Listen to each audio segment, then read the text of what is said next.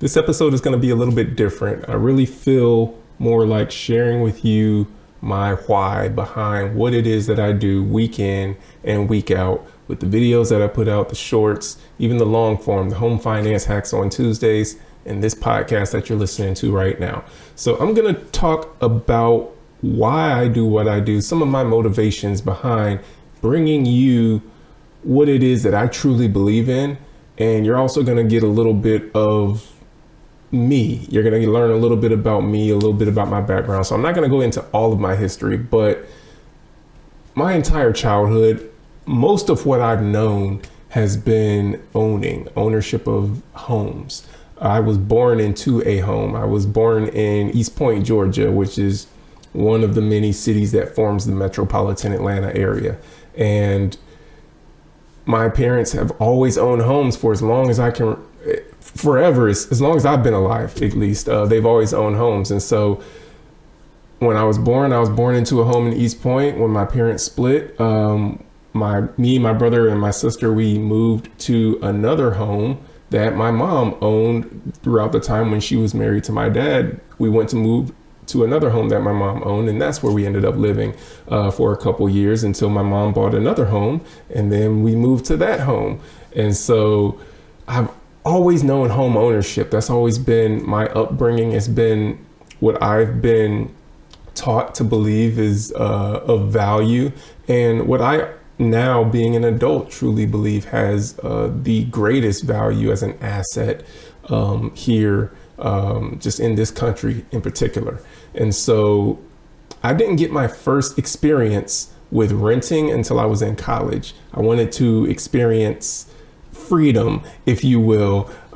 So I had stayed in a dorm room while I was at college, but then I wanted to experience being out on my own. And so I went and rented an apartment during my junior year while I was in college.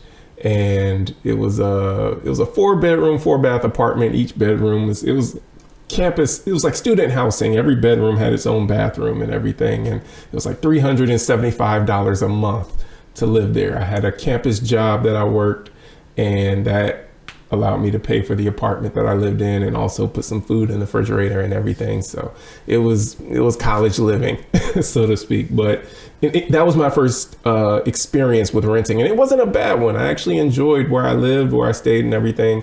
But my sights were always set on, as soon as I can, eventually I do want to own a home. And so moved back to Atlanta, and I'm skipping through a lot of stuff because, like I said, I'm not going to give you everything with the history. That's not the point of this, but to just give you more of, I guess you could say, some of the highlights along my real estate journey that stick out in my mind and what has really motivated me into what it is that I do now. And so fast forward, I end up getting married to my wife.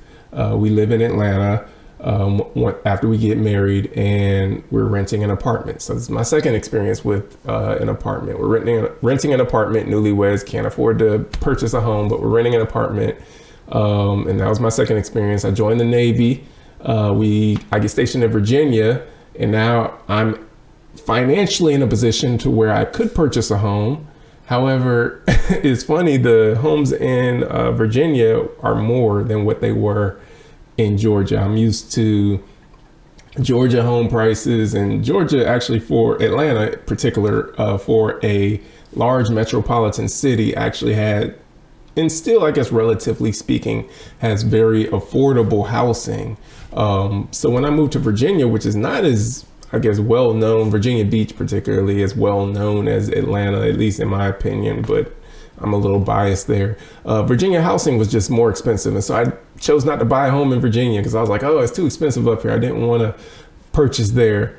Lived there for a couple of years when I was stationed up there in the Navy. I actually spent most of my time away from there because I deployed most of the time that I was stationed there. But in any case, came back and ended up getting restationed over to San Diego.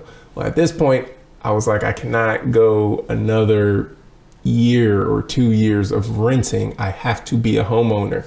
This is what I'm wanting to work towards. I'm tired of just throwing my money into an apartment complex. I want to put it into equity in a home that I am owning. So I get restationed in San Diego, California, where it's even more expensive than what it was in Virginia and Atlanta, probably combined. But in any case, bought my first home out in California, and buying that home ended up being the second best decision that I ever made in real estate. The best decision that I made in real estate was keeping that home. It's funny, a lot of people would not even think to separate those two decisions, but buying the home is one thing, keeping the home is a whole nother. I have spoken with and encountered so many individuals who they go and purchase a home and they're a homeowner now, but then they sell it after a few years. And if you know anything about real estate, the real estate market steadily continues to go up over time.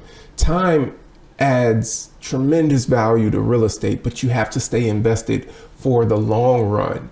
And so keeping real estate is where you really see and experience the benefits of owning real estate. It's not just when you jump in and become a homeowner, because at that onset, particularly if you're purchasing an investment property, it may take some time before you're really seeing the cash flow that you want to see from it. So I bought that home in San Diego. I lived in it for a couple of years because I was stationed out there. And then when I moved, or rather when I was restationed to another duty station, I decided to keep the house and rent it out rather than selling it. And that decision was the best decision that I made in real estate, because that home went on to more than double in price from the price that I paid for it. And it's been my greatest source of equity and wealth, I guess you could say, that I've been able to generate. Me and my wife have been able to generate. So it was a great decision for me. I had plans to purchase a lot more real estate along that journey. And that's still the plan, and so all of that being said, my journey in real estate started from, I guess you could say, when I was a child, because both my parents are real estate brokers. So my dad's been doing it over 40 years. My mom's over 30 years. I grew up around the real estate industry, hearing about real estate, learning about real estate. I remember being in my dad's office, answering the phones when the phones would ring, Middlebrooks Realty, and, I had no idea what to say after that, but I knew how to pick up the phone. But in any case, just being in the room, being around the conversations, hearing what goes on. I remember going to show houses when he would go show houses to people, or I remember going to home inspections as well. Just different things, just being in the environment. You just don't even realize when you're a child how much you're just a sponge absorbing it all. And now being an adult and looking back and having more of a wider aperture of everything involved in real estate, I'm truly thankful for the exposure that I had to real estate, because it is the greatest generator of wealth for Americans. There was a study that was put out. I forget the government entity that put it out, but basically the study, and you can Google it, showed that homeowners were 40 times wealthier than renters. The median net worth of homeowners was more than 40 times the median net worth of renters. Homeowners, most of their net worth is sitting in equity in their home, but that is value, whether or not, regardless of the fact that it's not cash in your bank account, it is of huge value for you to have that equity sitting in your home, because that gives you some options. If you run into some tough times and you need to put your hands on something, you can make some things happen when you're sitting on a house that's worth twice what you owe on it. You've got some options there with some things that you can do. If you own a rental property and that thing is cash flowing for you, that's helping to provide some stability for you. But outside of just residential real estate, as I have developed more as a mortgage loan officer and as a real estate professional in general, because I do hold a real estate salesperson's license as well, I have also seen the value in commercial real estate and so many other types of real estate. So, for example, and this is actually something that I've thought about doing, it's something that I'm still considering making a move on, just because I see the benefits of it, but it's owning real estate, different types of real estate. For example, owning a storage facility. there's a lot of people. I mean, just think about it for a minute. How many people do you know that have more stuff than they have space for? And what do those individuals end up doing? They end up putting all of that stuff in a storage facility and just keeping it there and paying someone every month to keep their stuff in a storage facility. Now, the person who owns that land, which all they did was set up some storage units, and the people drive there themselves, unlock their own storage unit, put the stuff in it. They get paid every month for people that just have stuff sitting in their storage facilities. It's a very lower maintenance business, but it can generate cash flow. If you think of someone who owns a laundromat, or even a shopping plex that has multiple different businesses on it. If you're the person that owns that shopping plex, all of those businesses are paying you rent to run business on a piece of land that you own. It's not so much, I know a lot of people get wrapped up in, the houses or what sits on the land. Honestly, it really doesn't matter what sits on the land, because if you own it, you can do something with the land that's going to provide value to that land and make someone want to give you money in exchange for what you are producing on that land or what they're able to do on that land. For example, if you've ever been to Six Flags before, people pay money to park their cars on property that Six Flags owns, and then they pay money to go into the park that Six Flags has built with all of the roller coasters and the rides. And then they pay money for all of the food and all of the toys and all of the things that Six Flags sells within their park. So they charge you to park there. They charge you to get into the park. They charge you to eat and to buy the toys and everything else. So they charge you for the photos. When you show up in the park, it's like they take your picture and then they want to sell you your picture. And it's so much revenue that Six Flags tries to make in their theme parks. But roller coasters, I mean, again, is land, and what they put on the land is what makes the land valuable. But the land in and of itself can be made valuable regardless of whether or not there's a house sitting on it. There is a farm that my family visits every year. We go strawberry picking on a farm. It's just something that we like to do together as a family. We go and pick strawberries. It's actually the best strawberries that I've ever had. But we go and pick strawberries. They also, you can also pick blueberries and peaches and blackberries there as well. But we mainly just go to pick the strawberries. We go every year. There is not a building on this facility for people to live in. They do have a building that hosts a shop where people can buy, baked goods and things like that. But outside of that, you spend your whole time outside picking fruit that someone else grew.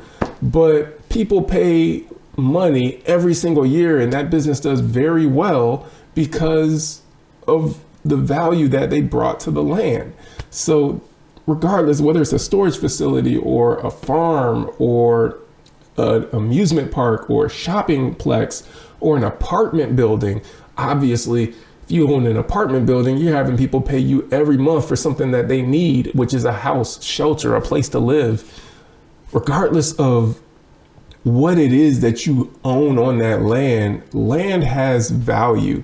I've said this before in a previous podcast, and I'll hit on it briefly here, that when God told Abraham to go to a place that I will show you, he gave him land. He gave him land for Abraham, for his children, and his children's children after him. So the entire nation of Israel is situated on land that was promised by God to Abraham.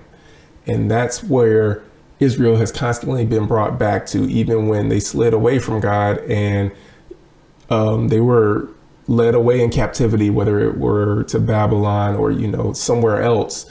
God has always brought them back to that land. That's the land that he gave them. But I think it's interesting that, he gave them land. He didn't give them a skill set, and all of the Israelites have the same skill set. He didn't give them gold and say, hey, here's all the gold, and after you're done with this gold, that's it, no more. But he gave them land, and the things that you can do on that land will change from generation to generation and era to era when you're in, an industrial era versus the AI era that we're in and all the other eras that have happened over time. Though things will change with what you do on the land to generate revenue. But the fact is that the land still holds value because what you can put on that land can make it even more valuable in terms of a business where people now want to pay you money for either what you produce from that land or what they're able to enjoy on that land. If you own land that is beachfront property, you don't have to have anything on it, but people will pay to be on that beachfront property, just to even be on the beach on that beachfront property. Land in and of itself, I can't even fully express with words right now just how much I am a believer in real estate and how much I'm a believer in just the benefits of real estate. And just particularly in this country, the tax benefits of land. There's so much that you could just go on and on and on about the importance of real estate, but it's something that I'm truly passionate about. And so a couple of years ago, when I decided to jump into the mortgage industry, I've been licensed as a real estate agent for the past 17 years. So having decided to learn the mortgage industry and jump into the mortgage industry, it made me even more passionate about the opportunities that I had to be of service to other people who wanted to own real estate, who wanted to increase their wealth, who wanted to build generational wealth for their families, because real estate now has become so out of reach for a lot of people. And so in me wanting to try and help bridge that gap a little bit, and at least for the people that I'm able to serve, help them be able to find a way to own land, whether it be finding them down payment assistance programs or just finding them the right loan program that's going to help them own land without having to pay excess fund or excess cash and fees and origination fees or discount points or whatever it might be. So I'm thankful for the opportunity that I've had to be able to express to others, or share with others rather, how my knowledge and my background and everything can help them be able to accomplish what I believe should be on everybody's radar. I believe it should be everybody's goal to at some point own property, and hopefully sooner rather than later, because the sooner you can get in, the longer it can start working for you. And the longer that you're in real estate, the better it's going to be for you, because the more wealth that you're going to be able to generate in the long run as well. So that's why I wanted to take time to really just give you a little bit of my background, why it is that I'm so passionate about real estate, the many opportunities. And those are just a few of them with all of the things that I named. But you can see just a little bit about why real estate is, in my opinion, a better investment than the stock market. You're going to ride a roller coaster with the stock market. And I know over the long run, the stock market tends to have an upward trend, but you're going to have some, when it drops, it drops. And when it goes up, it goes up. Real estate, if you look at the line over the last 60 plus years, it has been a pretty steady, slow increase up and up and up. You had a little dip in 2008, but outside of that, it's still continued to just go up and up and up. And so I like the stability of it, the necessity of it. I like the fact that it's something tangible, because when you own a stock, and I started investing in the stock market in 2020, when it was popular, I guess you could say, you could throw a dart and hit a stock that was going to go up because everything was going up in 2020. And so that's when I started investing. And I thought I was a great stock investor. Needless to say, I just got in at the right time. But then also I saw things when they started to drop, and you saw stocks getting cut by 50%, 70%, 80%. So I experienced a little bit of that as well. And I didn't like that feeling. Meanwhile, if you had invested in real estate kept going up and up and up. And then when stocks started getting cut, real estate didn't get cut by 50%. Real estate didn't get cut by 70%. Real estate still hung out up in this area. There was a little small dip, and then it kept on creeping back up again. And that's one of the benefits of owning real estate. But I also like the fact that it's tangible. If I own an apartment building, whether that apartment building's worth $8 million or $800,000, I can go to that apartment building and it's there. You see, it is beneficial for people to be able to live in. You can't say the same thing about stocks. I own stocks, and then they're numbers on a screen essentially. And so when it's doing good, it's like, okay, stocks are up today. My bank account's up today. And then you see red when you log in on another day, and it's like, stocks are down today. It's nothing tangible. They're just numbers on a screen. And I mean, there's benefit there. So I'm not against the stock market. I definitely think that having money invested in the stock market is a good thing. Particularly if you invest in something that at least tracks the S&P 500, if not beats the S&P 500. But I think real estate is better. I think it's I don't just think, it is necessary. Everybody's living on land somewhere, and everybody's utilizing land for their business in some aspect. And so I'm just a huge believer, passionate about real estate. So whether you decide to get a home for your primary residence, whether you decide to get a home for an investment, whether you decide to purchase a commercial building for multifamily, or a storefront, or storage shed, or even a parking lot. Even if you've ever driven downtown and you ever had to park your car, someone owns that parking lot. And people all the time, every week, week in and week out, they pay just to park their car on a piece of land. It might not even be any more than a quarter of an acre that someone owns. And they just make money because people can park their car there, having land in the right location. Even having land in a location that's further out, but you put value on the land, still will bring people to that land, or have people purchasing things that you produce on that land. So there is just so much value in land. I could just go on and on and on about real estate, and I will save you and your ears and your time as well. But thank you for tuning in. I'm going to keep doing this because, as you can see, I'm a believer in it. I truly believe in what it is that I do. I truly believe in the value of owning real estate. This isn't just a paycheck for me, because I put out free information. I give free information. I help people who are actively giving their services to someone else, but they reach out to me for questions because they know that I'm going to shoot straight with them. They know that I'm going to give them the truth about whatever it is that they're asking. And I'm not going to sugarcoat anything. And they know that, the fact that, hey, I don't work with you doesn't, quote unquote, necessarily mean I'm not going to help you. I like to help a lot of people now.